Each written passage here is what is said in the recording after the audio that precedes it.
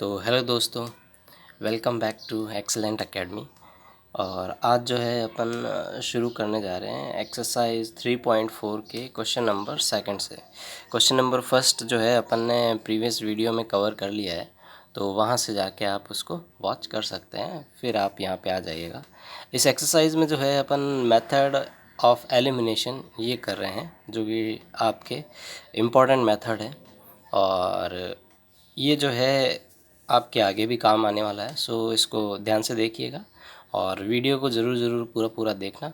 अगर आप चैनल पर नए हैं तो आप सब्सक्राइब करके ज़रूर जाएं, लाइक शेयर कमेंट भी कर दें अगर कोई कमी हो या आपको कुछ अच्छा लगता हो। तो ठीक है, आज का वीडियो शुरू करते हैं। देखो, जो सेकंड क्वेश्चन है 3.4 के अंदर, उसमें क्या बोला हुआ है कि from the pair of linear equation in the following problems. देखिए, ये अपन ने जो 3.4 था उसका 3.4 के 4 का जो फर्स्ट पार्ट था वो अपन कवर कर चुके थे। अब सेकंड पार्ट है जो कुछ इस तरह से, from the pair of linear equations in the following problems and find their solution if they exist by the elimination method. मतलब आपको क्या करना है कि ये आपको सारे क्वेश्चंस दे रखे हैं, ऐसे लैंग्वेज की फॉर्म में दे रखे हैं इस बार। तो अब आपको क्या करना है, इसमें से आपको इक्वेशंस बनानी है और फिर आपको मेथड ऑफ एलिमिनेशन लगा के और उसको सॉल्व करना है। तो इसमें फर्स्ट क्वेश्चन जो है वो अपन रीड कर लेते हैं। क्या कह रहा है, if we add 1 to the numerator, कि अगर अपन जो है न्यूमरेटर के अंदर 1 ऐड कर दें and subtract 1 from the denominator, और डिनोमिनेटर से 1 अगर क्या कर दें सब्ट्रैक्ट कर दें, दी फ्रैक्शन रिड्यूस टू 1, तो फ्रैक्शन जो है 1 बन जाती है। ठीक है, तो पहले इसने क्या बोला कि अगर आप नंबरेटर में 1 ऐड कर दो और डिनोमिनेटर में 1 सब्ट्रैक्ट कर दो, तो जो फ्रैक्शन है आपकी वो 1 बन जाती है। आगे फिर क्या बोला हुआ है, इट 1/2 यानी कि half if we only add 1 to denominator. अब ये कह रहा है कि वो जो फ्रैक्शन है ना उसकी डिनोमिनेटर में अगर आप 1 ऐड कर दोगे ना तो फ्रैक्शन हाफ बन जाएगी। तो व्हाट इज़ द फ्रैक्शन, तो फ्रैक्शन क्या होगी, आपको ये करना है। बहुत ही ईजी क्वेश्चन है, तो इसको जो है मैं आपको सॉल्व कर देता हूँ। तो क्वेश्चन नंबर सेकंड का फर्स्ट, अब देखो अपने को भी फ्रैक्शन पता नहीं है तो अपन मान लेते हैं fraction. Let the fraction is x upon y, ये अपन ने फ्रैक्शन मान ली। अब यहाँ पे जैसा क्वेश्चन कह रहा है वैसा अपन कर लेंगे। तो अकॉर्डिंग टू क्वेश्चन, अब पहले इसने बोल रखा है if we add 1 to the numerator, numerator ऊपर वाले को बोलते हैं और डिनोमिनेटर बोलते हैं नीचे वाले को, ऊपर वाला अंश नीचे वाला हर। अब ये बोल रहा है कि जो आपके न्यूमरेटर है उसके अंदर आप 1 क्या कर दो, ऐड कर दो, और जो डिनोमिनेटर है उसमें से क्या कर दो, आप 1 सब्ट्रैक्ट कर दो। तो ये जो फ्रैक्शन है आपके पास में 1 बन जाती है। ये था पहला स्टेटमेंट, यही दे रखा था। तो अभी अपन इसको सॉल्व कर लेते हैं, इसको इक्वेशन की फॉर्म में कन्वर्ट कर लेते हैं। तो यहाँ से इसको अगर आप सॉल्व करोगे तो ये कुछ इस तरह से आएगा, x + 1 इज इक्वल टू, ये 1 इससे क्रॉस मल्टीप्लाई हो जाएगा, तो यहाँ पे क्या आएगा, अगेन ये आएगा y - 1। अब जो है अपन जो वेरिएबल्स हैं उनको एक साइड ले लेते हैं, तो x और y इधर आएगा तो ये माइनस का y इज़ इक्वल टू, ये 1 इधर जाते हैं किसका हो जाएगा, माइनस का, और इधर 1 माइनस का और है तो माइनस माइनस हो जाएंगे प्लस, लेकिन सिंबल आएगा माइनस का और ये माइनस का 2 बन जाएगा। तो यहाँ से ये इक्वेशन आ चुकी है अपने पास में, एक इक्वेशन तो ये आ गई। ठीक है, इसके बाद में दूसरा स्टेटमेंट क्या कह रखा है, दूसरा लाइन में इसने ये बोला था if half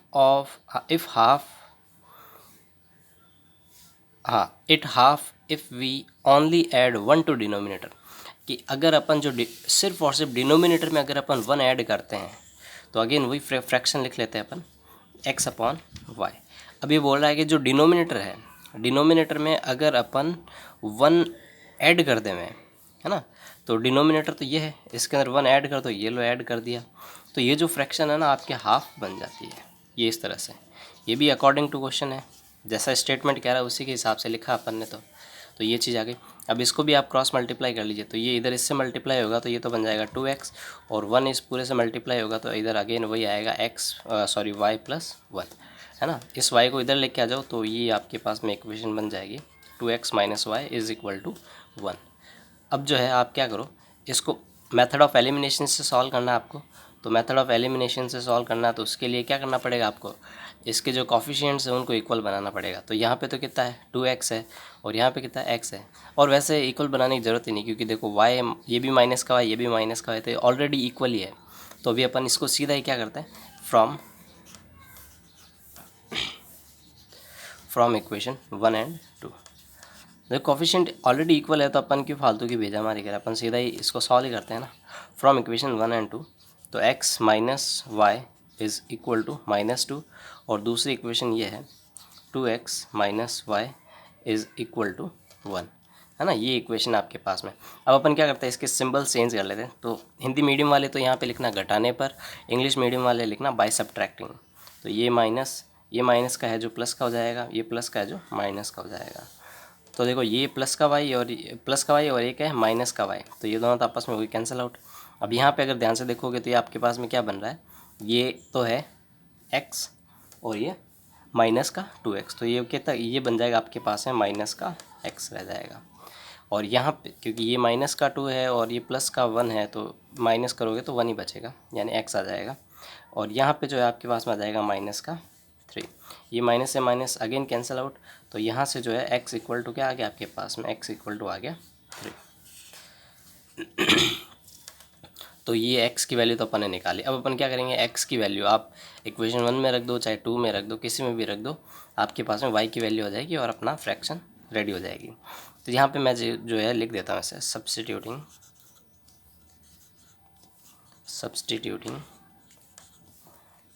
x equal to 3 in equation 1। Equation 1 के अंदर रख देते हैं। तो इक्वेशन 1 अपने पास में ही थी x minus y is equal to minus का 2। तो जहाँ पे x है वहाँ पे 3 रख देते हैं, तो 3 minus y is equal to minus का 2, है ना। तो देखिए ये x था वहाँ पे तो अपन ने क्या रख दिया, 3 रख दिया, है ना।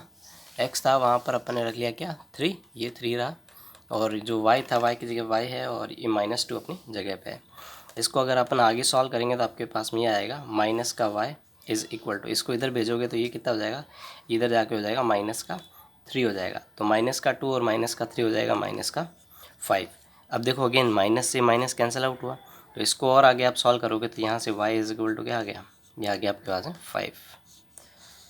ठीक है। तो अब जो है आपके पास में जो फ्रैक्शन है वो क्या आएगी, तो आपको यहाँ पे लिखना है हैंस फ्रैक्शन इज जो फ्रैक्शन है आपके पास में वो क्या आएगी, x अपॉन वाई, क्योंकि अपन ने जो फ्रैक्शन है उसको क्या माना था, x अपॉन वाई माना था ना। तो x की वैल्यू और y की वैल्यू को लिख लीजिए।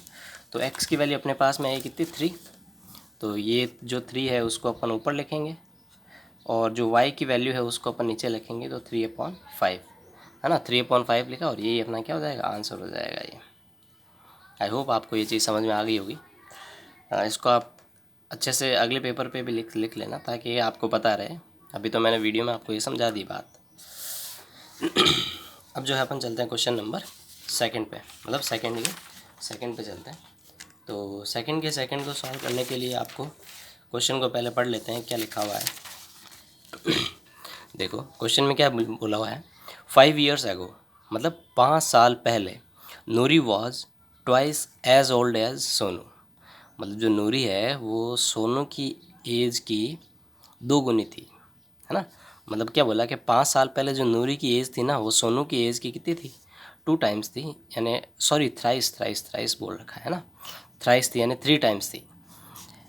10 years लेटर यानी 10 साल बाद, Noori will be twice as old as Sonu, जो नूरी है ना, जो नूरी है वो 2 गुना हो जाएगी किसकी, सोनू की। तो how old are Noori and Sonu, तो सोनू और नूरी जो कितने साल के ये बताना है। ऐसे क्वेश्चंस अपन पहले भी कर चुके हैं, ये मेरे हिसाब से तीसरा या चौथा क्वेश्चन है ये वाला। इसमें करना कुछ नहीं, बस इक्वेशन बनानी है, फिर जिस मेथड से बोले उससे आपको सॉल्व करना है इसको। तो ये आ गया आपके पास में सेकंड क्वेश्चन।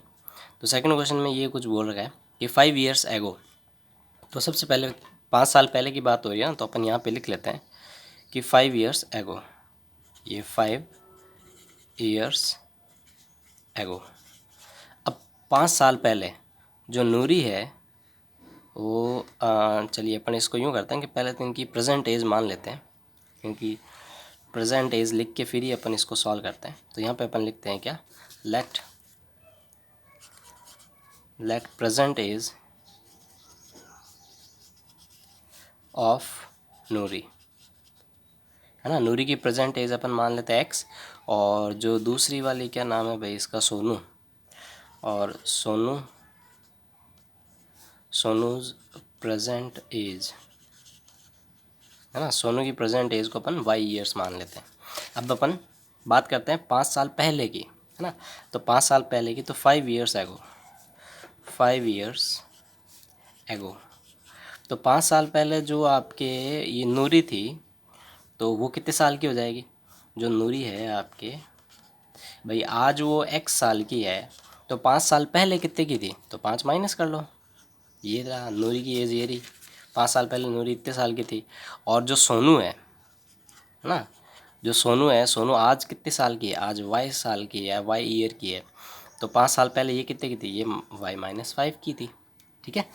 अब जैसा क्वेश्चन बोल रखा है वैसा अपन इसको कर लेते हैं।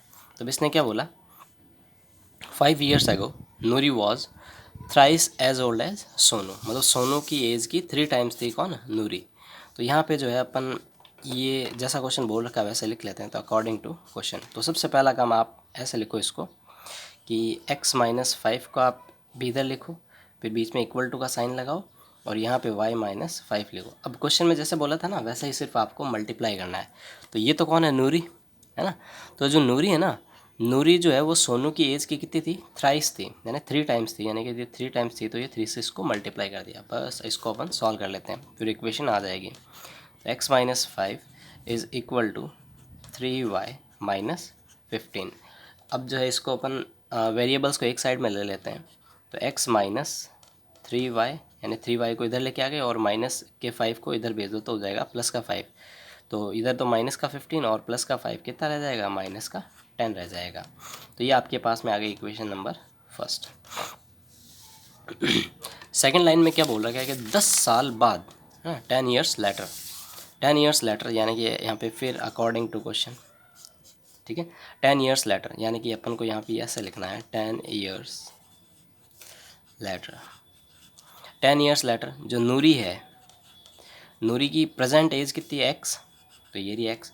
अच्छा 10 साल बाद में वो कितने की हो जाएगी, तो +10 कर दो, है ना। आज अगर एक्स की है तो 10 साल बाद में कितने की होगी, तो 10 साल इसमें जोड़ दो या ऐड कर दो, तो ये उतनी हो जाएगी। फिर क्या है, सोनू, तो सोनू जो है आज कितने वाई ईयर की है, तो 10 साल बाद ये कितने की होगी, ये y+10 की हो जाएगी, है ना। तो अब अपन जो है जैसा क्वेश्चन कह रखा था वैसे वैल्यू रख देते हैं। तो इसने बोल रखा था कि 10 ईयर्स लेटर, मतलब 10 साल बाद Noori will twice as old as Sonu, मतलब जो नूरी है ना वो सोनू की एज की कितनी ट्वाइस हो जाएगी, यानी 2 गुना हो जाएगी, है ना। तो जो ये नूरी है ना, ये नूरी x+10 is equal to y+10।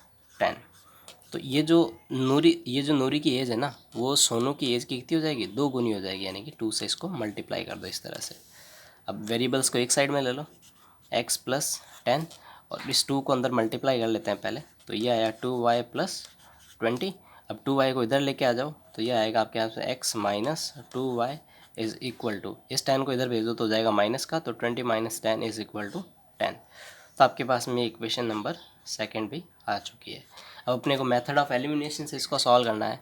तो मेथड ऑफ एलिमिनेशन से अगर आपको सॉल्व करना है तो आप इसमें जो है ये जो वेरिएबल्स हैं उनको, जो कॉफिशिएंट्स है उसको इक्वल बनाना है। तो देखो x का कॉफिशिएंट यहाँ पे क्या है, 1 है, और यहाँ पर भी x का कॉफिशिएंट क्या है, 1 है। तो ये तो ऑलरेडी इक्वल है, तो इसमें कोई भी मल्टीप्लाई करने की ज़रूरत नहीं है। तो अब अपन जो है इसको सीधा ही सॉल्व करेंगे। तो इसको सॉल्व करने के लिए जो है अपन आगे चलते हैं। तो यहाँ पे मैं लिख लेता हूँ फ्रॉम इक्वेशन 1 एंड 2, है ना, इक्वेशन 1 एंड 2। तो इक्वेशन फर्स्ट जो है आपके पास में x-3y is equal to minus का 10, ये थी x-3y is equal to minus का 10। और दूसरी इक्वेशन थी वो क्या थी, x-2y is equal to 10, x-2y is equal to 10। अब क्या करेंगे अपन, साइन चेंज करेंगे तो ये माइनस का हो जाएगा, ये प्लस का है तो ये माइनस का है तो प्लस का हो जाएगा, और ये प्लस का है तो माइनस का हो जाएगा। हिंदी मीडियम वाले यहाँ पे लिख लेना घटाने पर, और इंग्लिश मीडियम वाले लिखना बाय सब्ट्रैक्टिंग। तो ये प्लस का एक्स, ये माइनस का एक्स, ये तो आपस में हो गए कैंसिल आउट। अब यहाँ पे अगर आप देखोगे तो ये माइनस का 3y और ये प्लस का 2y, तो यहाँ पे जो आपके क्या बचेगा, माइनस का y ही बचेगा, इज़ इक्वल टू ये माइनस का 10 है और ये माइनस का 10 कितना हो गया, माइनस का 20, माइनस से माइनस कैंसिल आउट हुआ तो y इज़ इक्वल टू 20। तो आपके पास में ये भी आ चुका है, यानी y की वैल्यू आ गई। अब आपको x की वैल्यू निकालनी है, तो x की वैल्यू निकालने के लिए आप y की वैल्यू को इक्वेशन 1 में रख दो, चाहे 2 में रख दो, दोनों में से किसी में भी रख दो। तो यहाँ पे मैं लिख देता हूँ बाय सब्सटीट्यूटिंग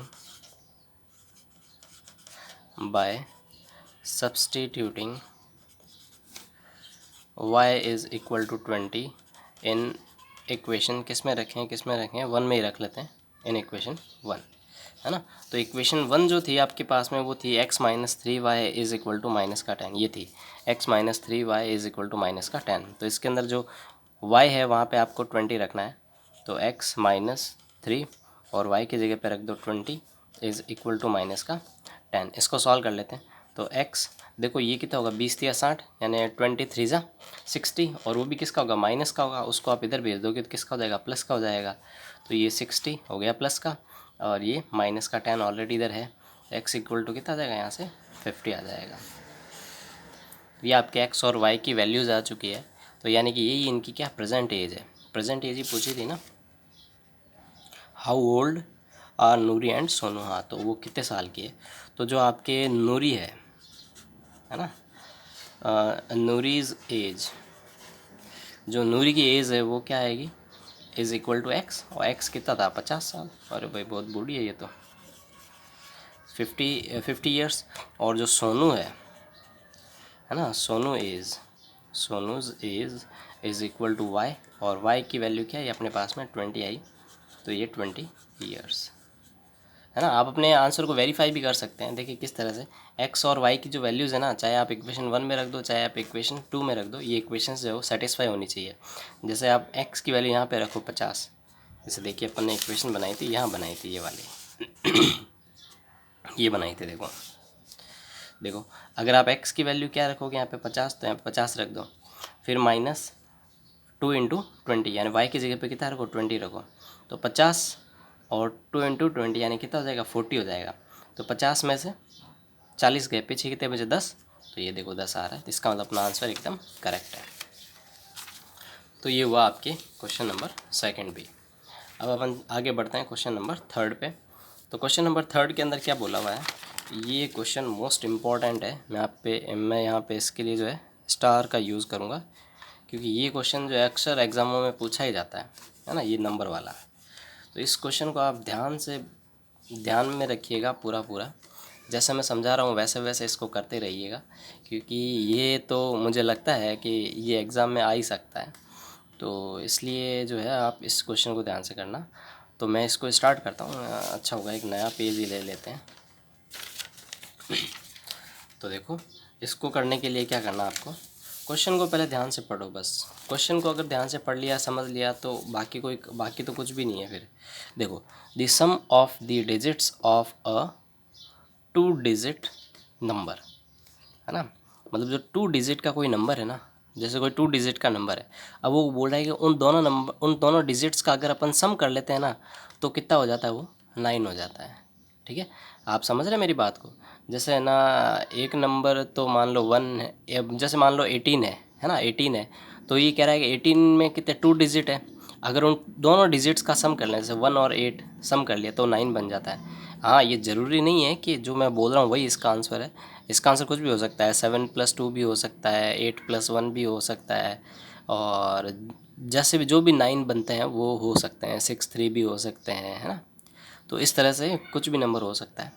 तो पहला काम इसने क्या बोला कि the digits of a 2 digit number is 9, मतलब सम ऑफ डिजिट, मतलब दोनों डिजिट का अगर आप सम कर लोगे ना तो कितना बन जाएगा, 9 बन जाएगा। फिर आगे देखो क्या है, also 9 times this number is. अब ये कह रहा है कि ये जो नंबर है ना, जो आप संख्या बना रहे हो, उस संख्या का जो 9 times, is twice the number obtain by reversing the order. अब क्या करें, उन जो नंबर्स लिखे उनका ऑर्डर रिवर्स कर दो। ऑर्डर रिवर्स यानी कि जो वंस की प्लेस पे उसको टेंस पे और जो टेंस की प्लेस पे उसको वंस की प्लेस पे आप रख दो, तो ये क्या हो जाता है, इक्वल हो जाता है। कैसे, देखो पहले बोल रखा है इसने ऑल्सो 9 टाइम्स दिस नंबर, जो एक्चुअल में जो नंबर है ना उसका 9 टाइम कर दो, है ना। 9 times this number is twice the number obtain by reversing the order of the digit, find the number. तो देखो अब अपन जो है इसको सीधा सॉल्व ही करते हैं, तभी आपके ये पूरा अच्छे से समझ में आएगा। तो सबसे पहले जो काम होता है वो इसमें अपने को नंबर मानना होता है कि नंबर क्या माने, है ना। जो नंबर मानते, अब नंबर है तो हर नंबर के अंदर कोई ना कोई वंस, टेंस, थाउजेंड, है ना, मतलब वंस, टेंस, हंड्रेड ऐसे चलता रहता है। तो अब जो है अपन इसमें सबसे पहला काम क्या करते हैं कि अपन इसके अंदर पहले अपन नंबर फाइंड आउट करते हैं, ठीक है। तो नंबर फाइंड आउट करने के उसके अंदर क्या होता है, डिजिट्स होते हैं, है ना, डिजिट्स होते हैं नंबर के अंदर। तो पहले अपन डिजिट्स लिख लेते हैं। तो यहाँ पे लिख लेते हैं लेट, जो हिंदी मीडियम वाले हैं वो तो लिखना माना इकाई, इकाई अंक x है, दहाई अंक y है, इस तरह से। और जो इंग्लिश मीडियम वाले हैं वो इसको इस तरह से लिख सकते हैं, let let digit of ones is equal to x, और डिजिट ऑफ वंस के बाद में क्या था, tens, tens is equal to y, ठीक है। तो अब इसमें जो नंबर है ना, नंबर क्या बनेगा, ये तो अपन ने क्या माना, डिजिट्स माने ना, डिजिट्स माने, तो नंबर क्या बनेगा इसका, नंबर ये बनेगा, ये नंबर। तो नंबर क्या बनेगा इसके अंदर, देखो ये तो वंस की प्लेस पे है तो इसको तो वंस की प्लेस पे, तो इसको तो ऐसे ही छोड़ दो, प्लस अब जो टेंस की प्लेस पे है ना उसको आप 10 से मल्टीप्लाई करके और y रखो, इस तरह से। सॉरी। तो आपको ये जो है ना, ये नंबर कैसे बनाना आपको ये ज़रूर आना ही चाहिए। अगर ये नहीं आता है ना तो आप क्वेश्चन को सॉल्व नहीं कर पाएंगे। आपको ये 3 स्टेप्स तो आने चाहिए कि डिजिट जो वंस है ना, तो वंस को तो हमेशा अपन अकेला ही रखते हैं, और जो टेंस की जो पोजीशन पे आता है ना उसको अपन 10 से मल्टीप्लाई करके फिर रखते हैं, क्योंकि ये टेंस है ना इसलिए। तो अब ये जो नंबर है आपके पास में क्या है, 10y प्लस x। अब जैसा क्वेश्चन बोल रखा है वैसा अपन करेंगे, तो अकॉर्डिंग टू क्वेश्चन, है ना। तो पहली बार क्वेश्चन ने क्या बोला था कि sum of the digit of 2 digit number is 9, मतलब जो डिजिट्स है ना इनका अगर आप सम करते हो तो ये 9 के इक्वल हो जाता है। तो यानी ये तो सिंपल सी बात है कि x प्लस वाई करोगे तो ये तो 9 के इक्वल हो गया। तो इसमें तो ऐसा कुछ भेद है ही नहीं। दूसरा इसने क्या बोल रखा है, ये इम्पॉर्टेंट है। अब इसने बोल रखा है कि ऑल्सो 9 टाइम्स दिस नंबर, मतलब ये जो नंबर अपन ने बनाया ना, ये नंबर, इस नंबर का 9 टाइम्स, यानी कि इस नंबर का 9 टाइम्स कर लेते हैं अपन, 10y प्लस x, है ना, इसका 9 टाइम्स, ठीक है। 9 times this number is twice the number obtain by reversing the order. अब ये बोल रहा है कि उनका इनका ऑर्डर जो है ना वो क्या कर दो, रिवर्स कर दो, मतलब आप x को इधर रख दो और y को आप इधर रख दो, यानी कि ये जो नंबर है उसका रिवर्स क्या होगा, 10x प्लस वाई, ये उनका रिवर्सिंग ऑर्डर हो गया। अब ये कह रहा है कि जो इसका 9 टाइम है ना वो इसके 2 टाइम के इक्वल है, यानी कि ये 2 टाइम के इक्वल है। यही कहना चाह रहा है कि 9 times this number is twice the number obtain by reversing the order. तो ऑर्डर को रिवर्स कर दिया, ये 9 टाइम्स है, इसके रिवर्स ऑर्डर रिवर्स करने के बाद में इसका 2 टाइम कर दो, तब ये इक्वल हो जाते हैं। तो बस यही 2 इक्वेशन है। अब भी अपन इसको सॉल्व कर लेते हैं। तो 9 को अंदर मल्टीप्लाई करोगे तो ये तो कितना हो गया, 90y प्लस इसको इससे मल्टीप्लाई करोगे कितना आएगा, 9x इज़ इक्वल टू 2 को 10 से करोगे कितना आएगा, 20x आएगा, और प्लस 2y आ गया। अब जो है x और y वाली टर्म्स को आप अलग अलग कर लो और इससे इक्वेशन बना लो। तो ये तो 90 है, 90y है, और यहाँ पे 2y है, तो 2y को इधर लेके आ जाते हैं अपन। तो 2y को जैसे आप इधर लेके आ जाओगे तो ये हो जाएगा आपके पास में 88y। ये तो 90y है और ये 2y है, तो इसको इधर लेके आ गए अपन। और साथ ही इस यहाँ पर कितना है, 20x है, तो 20x को भी अपन इधर लेके आ जाते हैं। तो जैसे ही 20x को इधर लेके आओगे तो किसका हो जाएगा, माइनस का। तो 20x माइनस का और प्लस का कितना है, 9x। तो यानी कितना बचेगा, ये माइनस का 11x इज़ इक्वल टू 0। इन दोनों को इधर लेके आगे कुछ बचा नहीं था, तो वो तो क्या हो गया, 0 हो गया। अब चलते हैं आगे। तो अब देखो इसमें कोफिशिएंट्स की बात कर लेते हैं। देखिए ये जो है आपके कुछ इसमें देखो ये एक्स को इधर लिख लेते हैं और वाई को इधर लिख लेते हैं। इसको इस तरह से लिख लेते हैं ताकि आपको थोड़ा इजीली दिखे ये। तो इसका साथ के साथ अपन सिंबल भी चेंज कर लेते हैं। तो देखो किसी भी समीकरण या इक्वेशन के अंदर अगर आप सारे के सारे सिंबल्स चेंज करते हो तो उस इक्वेशन पे कोई भी फ़र्क नहीं पड़ता, ये मैं आपको पहले भी बता चुका हूँ। तो देखो ये माइनस का है, इसको अपन क्या करते हैं, प्लस का लिख लेते हैं, प्लस का 11x। और ये किसका है, प्लस का ना, तो इसको अपन माइनस का लिख लेते हैं, माइनस का 88y इज़ इक्वल टू 0। मतलब इक्वेशन जो है उसके दोनों साइड्स में जो है साइन चेंज करना। अब इधर तो 0 है, तो 0 का तो क्या साइन चेंज करें, हाँ। तो आप ऐसा नहीं कि भाई इस साइड में करो, इस साइड में करो ही नहीं साइन चेंज, साइन चेंज पूरी इक्वेशन के होंगे। तो यहाँ से जो है आप अब देखो तो इसमें से 11 क्या आता है, कॉमन आ रहा है। मैं इसको थोड़ा सिंप्लीफाई बना रहा हूँ, बाकी लाने में तो आंसर अभी आ जाएगा, हाथों हाथ आ जाएगा, लेकिन थोड़ा और इसको सिंप्लीफाई बना लेते हैं अपन। तो इन दोनों में कॉमन क्या दिख रहा है, इन दोनों में कॉमन मेरे को 11 दिख रहा है।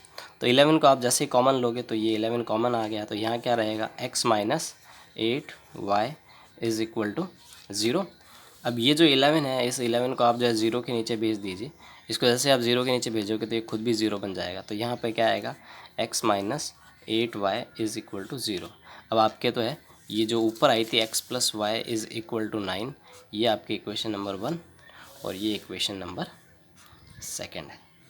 ठीक है। तो अब अपन क्या करते हैं, इक्वेशन 1 और इक्वेशन 2 से अपन इस एलिमिनेशन मेथड लगा लेते हैं। तो देखो इक्वेशन 1 और इक्वेशन 2 के अंदर है ना, जो x का कोफिशिएंट है वो ऑलरेडी इक्वल है ना, ऑलरेडी इक्वल है। तो अपन क्या करेंगे, सीधा ही इस इक्वेशन को सॉल्व करने बैठेंगे। तो फ्रॉम 1 एंड 2, तो पहले इक्वेशन क्या थी, x plus y is equal to 9, और दूसरी वाली जो इक्वेशन है वो क्या है, x minus 8y is equal to 0। अब ये माइनस, ये प्लस का, ये माइनस वाला। इंग्लिश मीडियम वाले यहाँ पे लिखेंगे बाय सब्ट्रैक्टिंग, और हिंदी मीडियम वाले यहाँ पे लिखेंगे घटाने पर। तो ये दोनों तो आपस में हो जाएंगे कैंसिल आउट। और यहाँ पे देखो ये y और ये प्लस का 8y, तो ये कितना हो गया, ये हो गया आपके पास में 9y। और यहाँ पे अगर आप देखोगे तो ये कितना आ रहा है, 9 आ रहा है। तो इस 9 से ये 9 कैंसिल आउट हो जाएगा और y इज़ इक्वल टू क्या आ जाएगा, 1 आ जाएगा। यानी y की वैल्यू तो क्या आ गई, 1 आ गई। अब अपन क्या करते हैं, ये जो y की वैल्यू ना उसको अपन इक्वेशन 1 में रख लेते हैं। तो यहाँ पे लिखते हैं अपन पुट या substituting y equal to 1 in equation 1, है ना। इक्वेशन 1 के अंदर रखना। तो इक्वेशन 1 क्या थी अपने पास में, x plus y is equal to 9, ये इक्वेशन थी। तो यहाँ पे आएगा आपके पास में जो x प्लस y की जगह पे आपको क्या रखना, 1 रखना। तो ये 1 रख दिया, इज़ इक्वल टू 9। तो यहाँ से x की वैल्यू क्या आ जाएगी, इसको इधर भेजोगे माइनस का, तो 9 माइनस 1 इज़ इक्वल टू 8। तो ये आपके आ गए x और y की वैल्यू आ गई। अब आपको क्या करना है, तो इसने बोला कि तो वो नंबर बताओ, है ना। इसने ही तो बोला था कि फाइंड दी नंबर, नंबर आपको फाइंड आउट करना है। तो नंबर फाइंड आउट करना, तो नंबर देखो, नंबर क्या था अपने पास, नंबर ये था 10y प्लस x। तो यहाँ पे जो है आप ये जो नंबर है उस नंबर को लिख लेते हैं अपन। तो नंबर इज़ इक्वल टू क्या माना था अपन ने, 10y प्लस x। तो जहाँ पे y है y की वैल्यू रख दो, x है x की वैल्यू रख दो, सीधा नंबर आ जाएगा आपके पास। तो देखो नंबर कितना है 10, और y की वैल्यू क्या आ रही है, 1 आ रही है ना। तो इंटू 1 प्लस x कितना 8, तो ये रहा 8। इसको सॉल्व कर लेंगे तो 10 1 जा 10 प्लस 8, तो कितना बना 18 बना। वो आंसर भी वही आ गया, 18 ही आ गया, ये तो 1 और 8 ही आ गया। तो देखो इसका जो सम कर लो आप, इसका सम देखो, इक्वेशन को सेटिस्फाई भी अपन करा सकते हैं। इसने बोला था कि अगर आप डिजिट्स का जो सम करते हैं ना, तो वो किसके इक्वल होता है, 9 के इक्वल होता है। तो देखो 1 प्लस 8 करोगे तो कितना आ रहा है, 9 ही आ रहा है ना। हाँ, दूसरी वाली जो इक्वेशन बोली थी इसके अंदर भी अपन वैल्यू रख के देख सकते हैं। इसके अंदर भी अगर ये इक्वल टू 0 आ जाता तो भी अपना आंसर सही है। तो देखो ये भी अपना सही है, दिखाता हूँ आपको। देखो x की जगह पे क्या रखना है आपको, x की जगह पे रखना है क्या 8, तो 8 रख दो यहाँ पे, फिर माइनस, फिर क्या है 8 इंटू वाई, यानी y की वैल्यू क्या है 1 है। तो यहाँ पे भी 8 माइनस 8, तो 8 माइनस 8 क्या आता है, 0 आता है ना। ये देखो 0, तो इसका मतलब दोनों इक्वेशन सेटिस्फाई हो रही है और अपना आंसर एकदम सही है। तो ये क्वेश्चन आपके लिए मोस्ट इंपॉर्टेंट है। मैं चाहूँगा आप इसका स्क्रीनशॉट अभी ले लें, नहीं तो फिर आप मेरे जो टेलीग्राम चैनल पे जाके और ये इसके जो लेक्चर नोट्स है वो भी आप डाउनलोड कर सकते हैं। और लिंक जो है वो मैं डिस्क्रिप्शन में डिस्क्रिप्शन के हर वीडियो में डालता हूँ। तो ये स्क्रीनशॉट आप ले लीजिए, आई थिंक ले लिया होगा, और ये बाकी बचे हुए पेपर का भी ले लीजिए। हाँ, ओके। आगे चलते हैं क्वेश्चन नंबर 4 पे। देखिए क्वेश्चन नंबर 4 के अंदर आपको क्या करना है कि क्वेश्चन नंबर 4 भी ये अच्छे, सारे अच्छे ही क्वेश्चन है वैसे। तो इसने क्या बोल रखा है 4th क्वेश्चन में कि Meena went to a bank, है ना। मीना कहाँ गई? बैंक गई भाई। टू विड्रॉ 2000 रुपीज़, मतलब उसने मीना बैंक गई और वो 2000 रुपये निकलवाने के लिए गई। सी आस्क्ड दी कैशियर, उसने कैशियर से कहा to give her 50 and 100 rupee notes.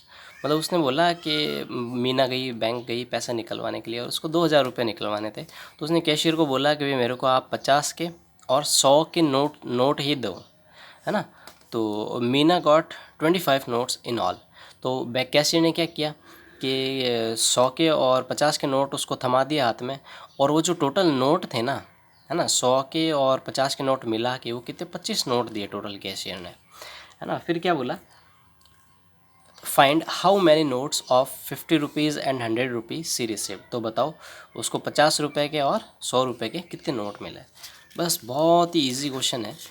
तो इसको जो है मैं आपको 1 मिनट में अभी कर लेते हैं इसको भी।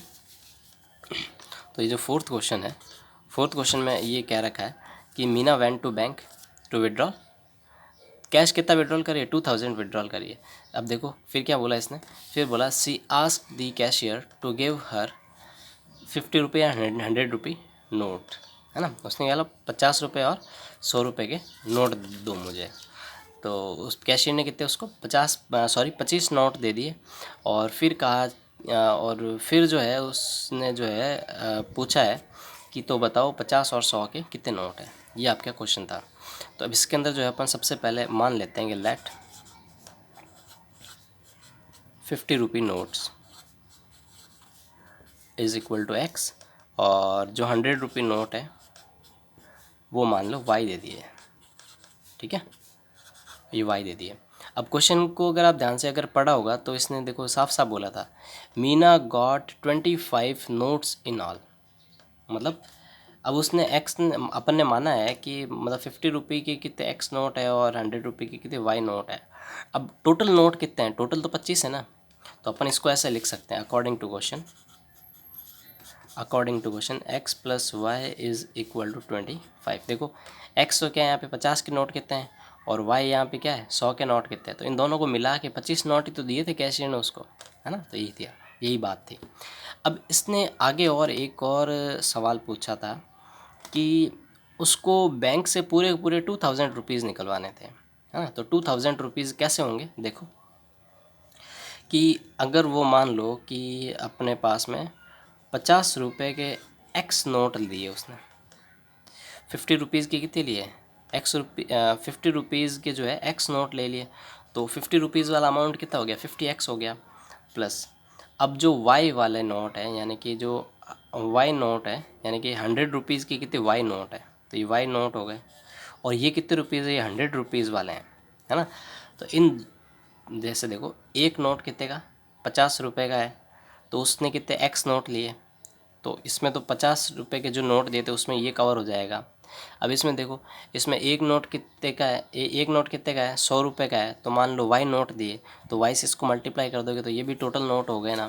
तो अब अपन क्या करेंगे, ये नोट ये रुपीज़ और ये रुपीज़ इन दोनों रुपीज़ का सम कितना आना चाहिए 2000 आना चाहिए, क्योंकि वो बैंक से कितने 2000 रुपीज़ ले रही है ना।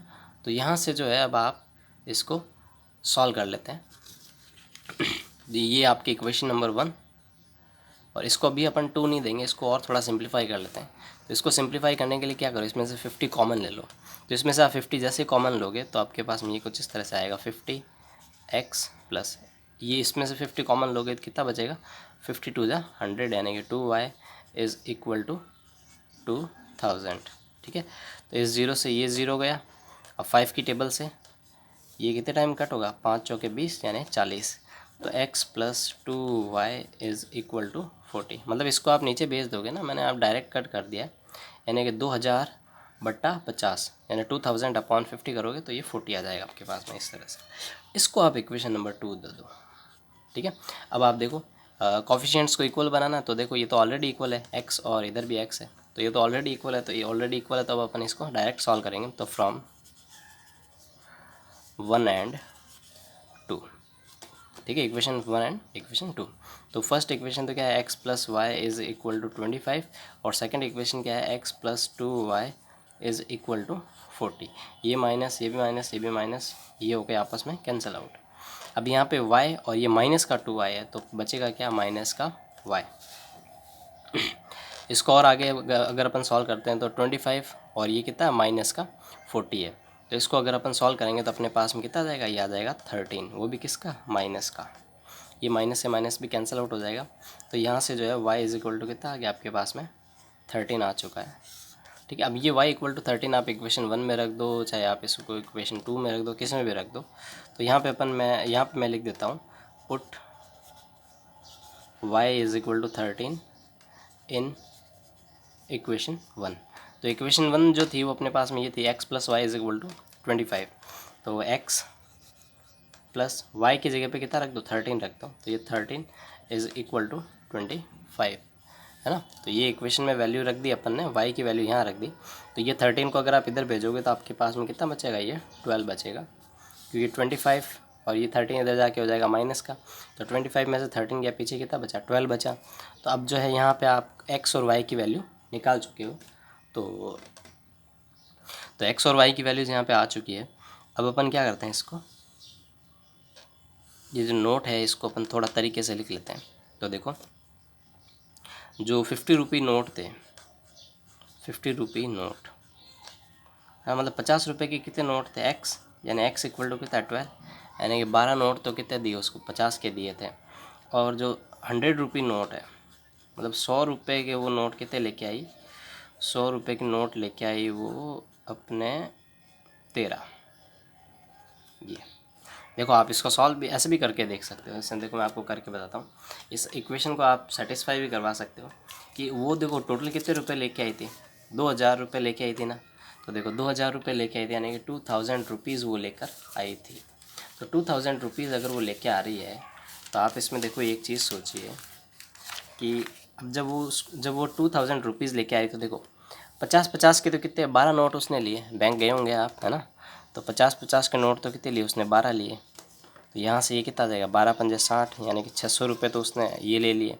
फिर उसने क्या किया कि y रुपीज़ के कितने नोट लिए उसने लिए 13 नोट लिए, है ना।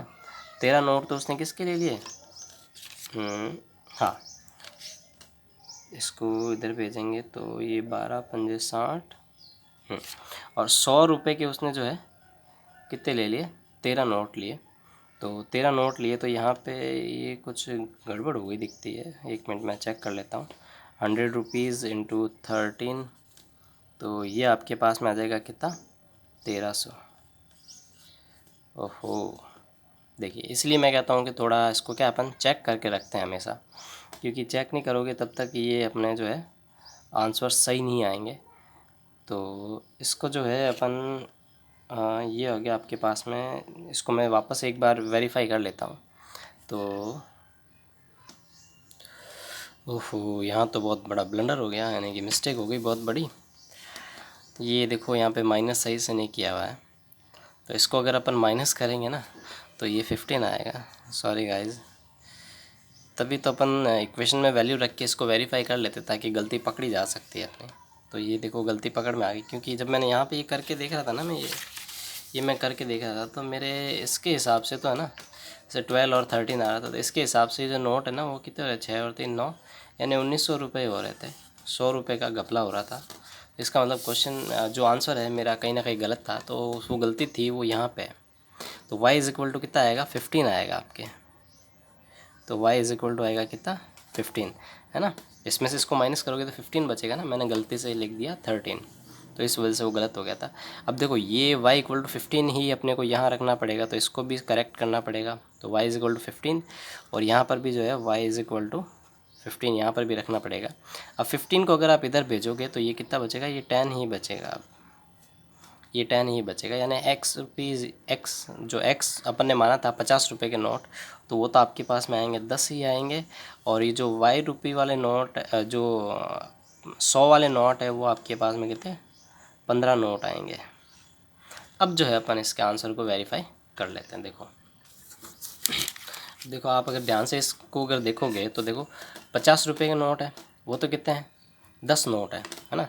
तो ये 50 रुपये के कितने 10 नोट है, तो ये तो कितने हो गए 500 रुपये हो गए, ठीक है। और वाई रुपये की नोट कितने हैं, मतलब 100 रुपये। वाई अपन ने किसको माना था, 100 को माना था। तो यानी कि जो 100 के नोट है वो कितने 15 है। तो ये तो 15 तो क्या है नोट है, और कितने का है नोट, एक 100 का है। तो 100 का 100 के नोट कितने 15 है, तो ये कितने हो जाएंगे 1500 हो जाएंगे। अब आप इन दोनों को अगर ऐड करोगे 1500 + 500 = 2000। देखो अब ये बराबर आ रहा है। अब ये बैंक से 2000 रुपये निकालने के लिए गई थी। देखो अब सही आ रहा ना एकदम। तो वो कहीं कहीं मिस्टेक हो जाती है, उसके लिए सॉरी। और आप भी इसी तरह से अगर आपका आंसर नहीं आ रहा है ना, तो इस तरह से आप वेरीफाई कर सकते हैं ना। गलत मत करके आना बस एग्ज़ाम में, ठीक है। गलती कर दो उसको सही, गलती सही हो सकती है, लेकिन गलती को गलत ही रखना गलत है ना। अब अपन चलते हैं क्वेश्चन नंबर 5 के ऊपर। तो क्वेश्चन नंबर 5 के ऊपर चलते हैं। तो क्वेश्चन नंबर 5 में क्या दे रखा है, और लास्ट क्वेश्चन भी है ये इस एक्सरसाइज का। तो मैं आपको इसकी जो इक्वेशंस ही बना के दे देता हूँ, बाकी काम आप भी कर सकते हैं इसके अंदर। देखिए तो इसमें क्या बोल रखा है, a landing library has a fix charge for first 3 days. मतलब पहले 3 दिन के लिए वो क्या है कि फ़िक्स चार्ज लेता है। मतलब लाइब्रेरी है तो वहाँ पे क्या है कि जो बुक्स देता है वो, तो जो फर्स्ट 3 डेज़ है ना, तो उसका तो वो क्या है एकदम फिक्स्ड चार्ज है, हाँ। And additional charge for each day thereafter. मतलब 3 दिन का, तो जैसे 3 दिन का रुपया जो लगना है वो तो लगेगा ही। जैसे 3 दिन से ऊपर हुए ना, तो हर दिन का चार्ज अलग से लगता है, ठीक है। फिर क्या है, Sarita pays 27 for a book kept. देखिए अपन एक एक चीज़ पढ़ के करते हैं इसके अंदर। पहले यहाँ तक कर लेते हैं, यहाँ तक का जो भी लिखा अपन लिख लेते हैं। तो देखो let fixed charge for first 3 days, है ना, फर्स्ट 3 डेज़। जो पहले 3 दिन है उसका चार्ज मान लेते हैं x है, और एंड देयर आफ्टर, है ना। और यहाँ पे लिख लेते हैं अपन there after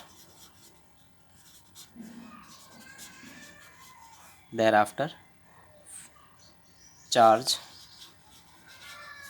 for each day उसका चार्ज अपन मान लेते हैं y रुपीज़। इसका तो है x रुपीज़, इसका कितना है y रुपीज़। ये दोनों अपन ने मान लिए, ठीक है। तो यहाँ तक का काम अपन ने यहाँ पे कर लिया है।